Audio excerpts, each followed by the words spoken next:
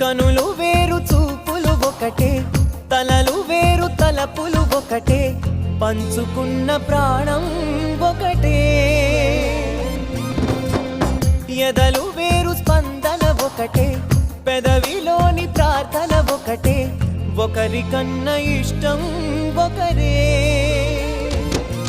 కంగారై ఎవరున్నా ప్రతి కన్ను చెమ్మగిల్లేను, కన్నీరై ఎవరున్నా 10 చేతులొచ్చి తుడిచేను.